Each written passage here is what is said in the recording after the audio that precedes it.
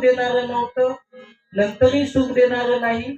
त्याच्या मागे न लागता आम्हाला जे सुख देणारं आहे, जे अविनाशी आहे, जे अमर्याद आहे, त्याच्या मागे आम्ही गेलो पाहिजे. हे तुकोबाराय अभंगाच्या अविनाश करी, अविनाश करी, अविनाश करी आपुले